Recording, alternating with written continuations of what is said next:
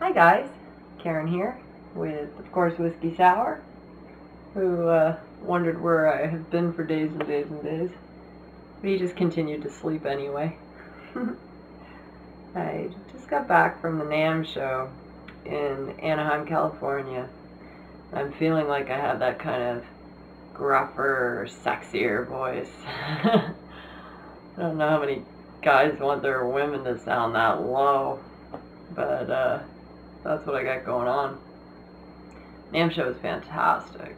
Can't express to you how awesome that was. I went there, well, it was basically Thursday to Sunday, but I planned to take meetings and meet with people individually and stuff at their booths all day.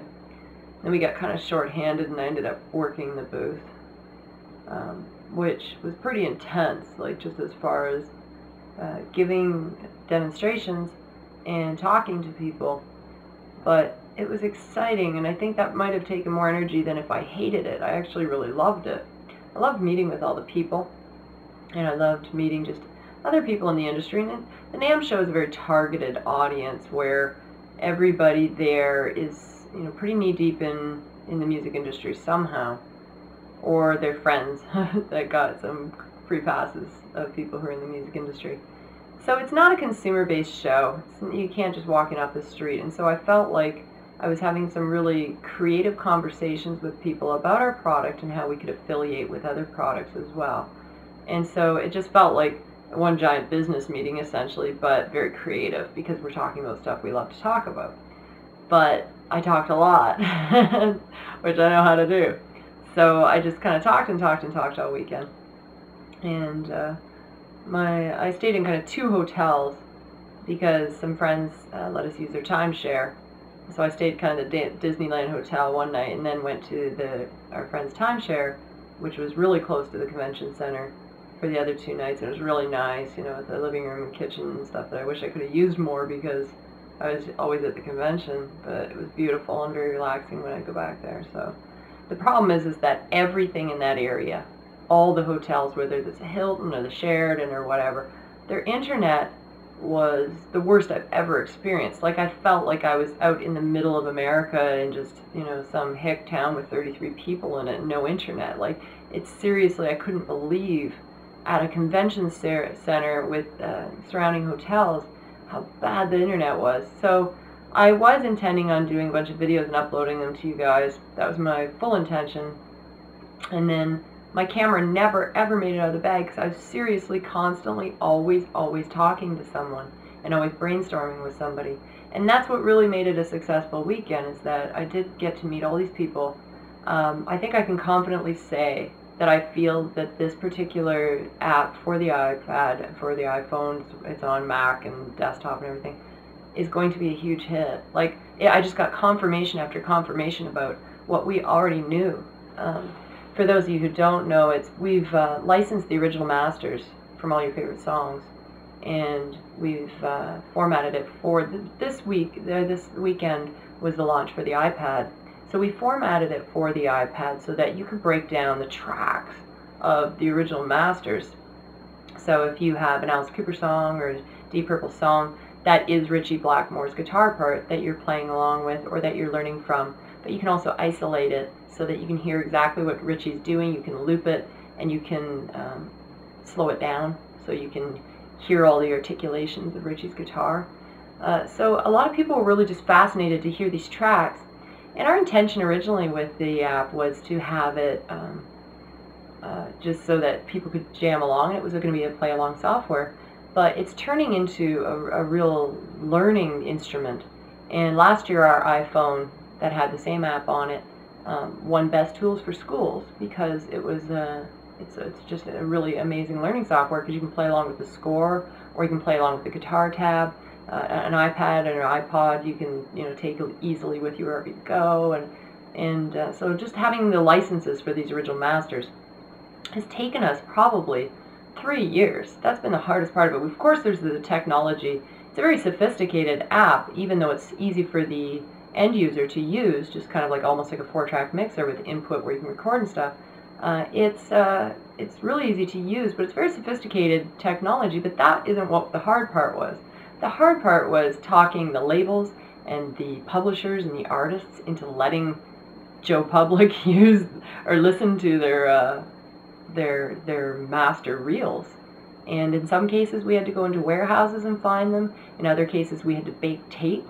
So it's been a really long process, but it's been a really rewarding process. And me personally, when I'm setting up sessions and I'm doing manual click tracks to like songs that were never played to a click, I'm setting up these sessions and listening to individual files, and I just cannot believe the sound of some of these things. And then our engineers and stuff, they all have to be, there has to be mix recreations done so that you have a mix that has no guitar in it that sounds like the original mix, to play along with and stuff.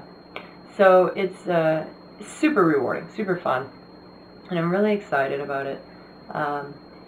Now what's happening is I'm going to be hurled into, with the success of this app and how things are going and the amount of meetings that are coming and have happened around the show, during the show, and after the show, and upcoming, we're doing Macworld, which is next weekend up in San Francisco.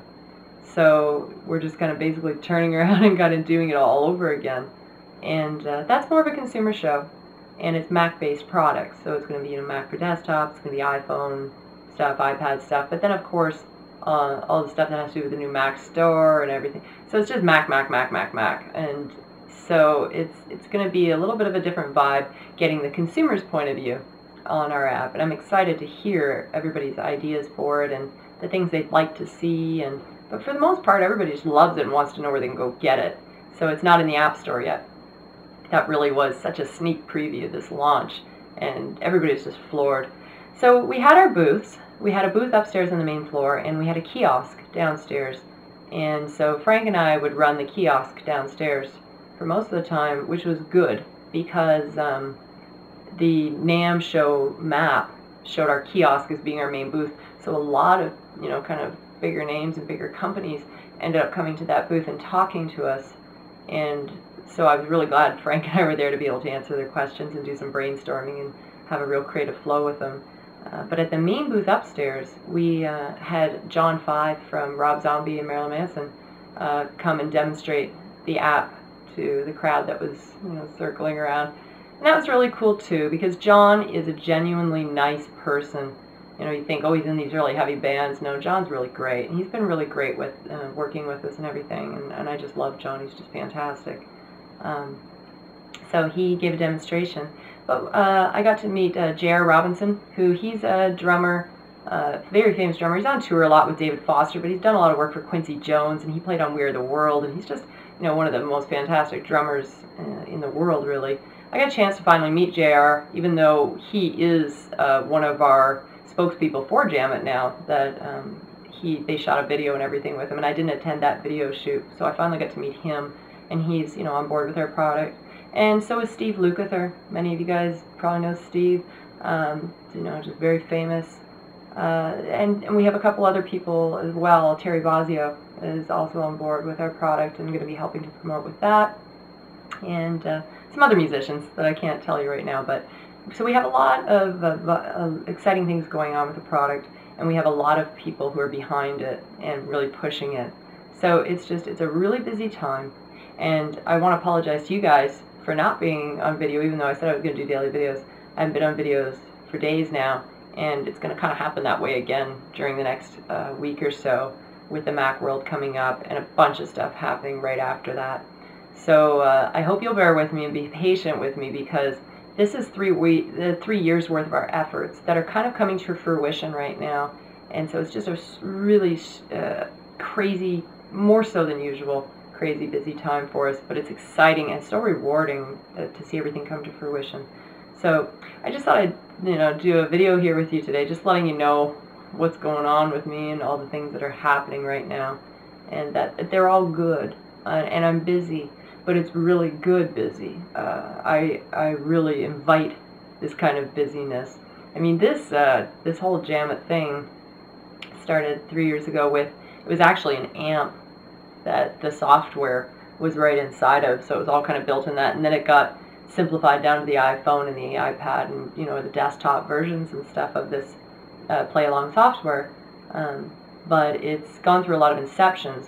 The hard part has been, like I said, getting the licensing and publishers and all the legal stuff you can imagine to allow you guys to be able to play along with the original master tape. So you're not playing along with re-records anymore, and you're not playing along with studio sessions who have just gone in there and re-recorded the masters. That is these guys playing on the tracks, and you do get to hear the tracks on their own from your favorite songs.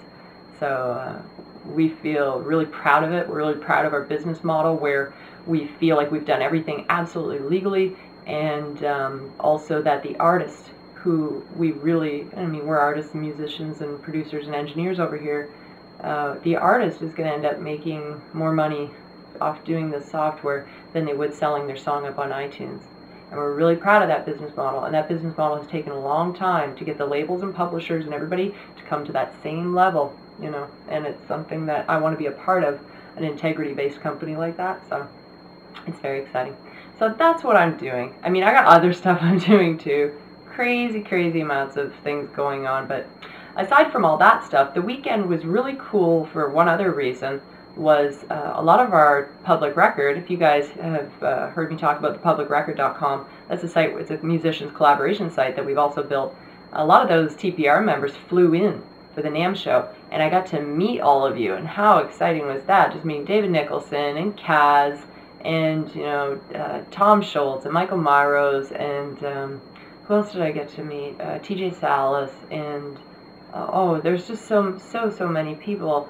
And it was great because we hooked them all up on the Friday night. We had to work. We had to continue to do some work and stuff, but we hooked them all up on Friday night with going to the Megadeth concert and the Coffin Case show. So they, you know, they had a really great time. So I was glad that we were able to do that, get them the passes for the show and then the tickets for the concert and stuff. And that felt really good to be able to do that for all these nice people and talented musicians. So that was really great meeting you guys as well. So overall, it was a really fantastic weekend. I'll just keep putting up pictures that people send me. I didn't take any pictures. The pictures I have up on my page, people just took. There's some of me with that Canadian guitar company up on there, Carparelli Guitars, who I just met them on the weekend, and they gave me an awesome shirt and asked me to pose with their guitar. And they're really well-built guitars, and I'm excited about talking to Mike from their company more because he's Canadian. So representing over here. So I'm always excited to meet people like that. But there was a ton of other nice people I met as well, and it was just overall a really good weekend. But I wanted to just touch base with you guys, just to let you know what's going on over here. It's just a bunch of craziness, so be patient with me. I'm kind of super tired and excited all at the same time, which doesn't really bode well. You know, it's like the ideas keep coming and the creativity is still flowing and you're really tired.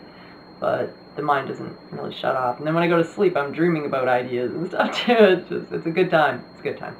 So I hope everything's going well with you guys. I know that January can be kind of a bummer month overall, just after Christmas.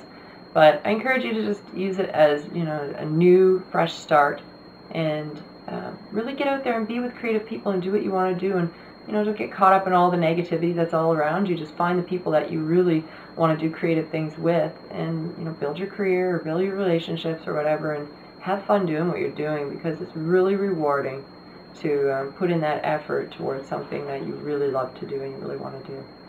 Alright, so I didn't write a blog today, but I figured I did blither for about 13-14 minutes there, so I'll cut it off and try to wake up Whiskey Sour. You gonna say hello? So I'll talk to you guys again tomorrow, okay? Till next time, rock on.